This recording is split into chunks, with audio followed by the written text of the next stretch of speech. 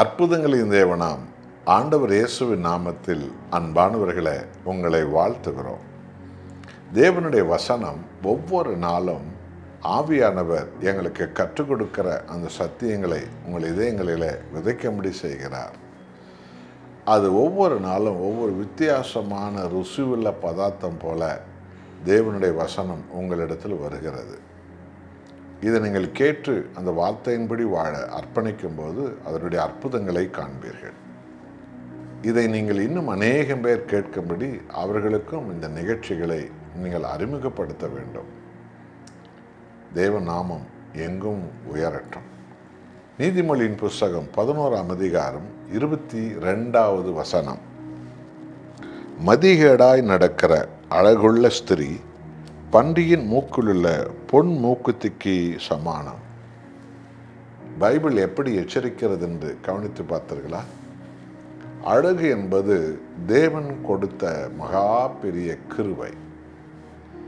ஆமென் அன்பானவர்களே, அது ஒவ்வொருவருக்கும் தேவன் அந்த முக லட்சணங்களை, வாழ்க்கையின் லட்சணங்களை அழகாக கொடுத்திருக்கிறார்.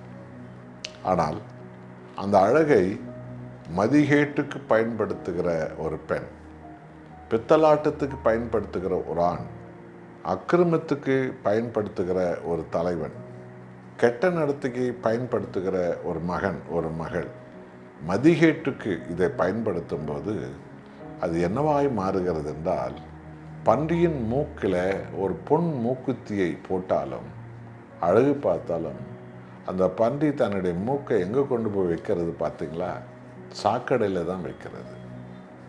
சாக்கடையில் வைக்கிற பன்றியினுடைய மூக்குக்கு இத்தனை அலங்காரமான மூக்குத்தி தேவையா? இதை தான் இங்கே ஆண்டவர் உங்களுக்கு நமக்கு உணர்த்துகிறார். ஆக உங்களுடைய அழகு மற்றவர்களை இச்சிக்க வைப்பதற்காக இருக்கக்கூடாது. உங்களுடைய அழகு உங்கள் அகங்காரம் உள்ளவர்களாக, தற்பெருமை உள்ளவர்களாக உங்களை அது மாற்றிவிடக்கூடாது. உங்களுடைய அழகு ஒரே ரசிக்கும்படி செய்ய உங்கள் நடைமுறை பவனைகள் எல்லாவற்றையும் அரைக்குறையாக நீங்கள் மாற்றிவிடக்கூடாது. உங்களுடைய அழகு உங்களுடைய பெற்றெடுத்தவர்களே மதிக்காமல் நீங்கள் செய்கிற அளவுக்கு அது உங்களை கொண்டு போய் விட்டு விடக்கூடாது. அவர்கள் சொல்லித்தரும் சில ஒழுங்குமுறைகளையும் கட்டுப்பாட்டுகளையும் நீங்கள் பின்பற்றுகிற பிள்ளைகளாக நடக்க கற்றுக்கொள்ள வேண்டும். அதுதான் அழகு.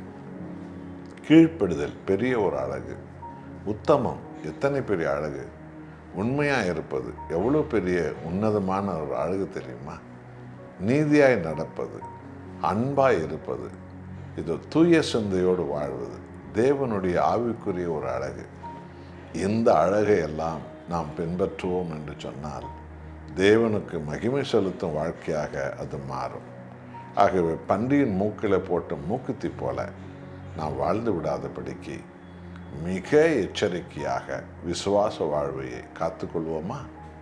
நாம் ஜெபம் செய்வோம். நல்ல ஆண்டவரே, பலவிதமான அறிவு, ஞானம், திறமை, தாளந்து என்கிற அழகெல்லாம் நம்முடைய ஜனங்களுக்கு கொடுத்தோம். அதை அவர்கள் மதிகேட்டுக்கு என்று பயன்படுத்துவார்கள் என்றால், அகங்காரத்துக்கென்று, சுயநலத்துக்கென்று, கோபத்துக்கென்று, பெருமைக்கென்று, பிறர் இடறி விடுவதற்கென்று இந்த அழகெல்லாம் பயன்படுத்துகிறவர்கள் பன்றியின் மூக்கிலுள்ள மூக்குத்திக்கு சமம் என்று உம்முடைய வேதம் எச்சரிக்கிறது. உமக்கு கோடி நன்றி. இந்த செய்தியை இந்த நாளில் என்னோடு கேட்கிற ஒவ்வொரு தம்பி, தங்கச்சி, ஒவ்வொரு சகோதர சகோதரிகள், ஒவ்வொரு ஊழியக்காரர்கள், விசுவாசிகள் எல்லோருக்கும் ஆவியான உணர்த்து வைக்கிறீர். தாழ்மை, உண்மை, நீதி, நேர்மை, அன்பு, பரிசுத்தம், தூய்மை என்கிற கிறிஸ்துவின் அழகு எங்களை அலங்கரிக்கும்படி செய்திடும். மகிமை உமக்கே. இயேசுவின் நாமத்தில் பிதாவே, ஆமென்.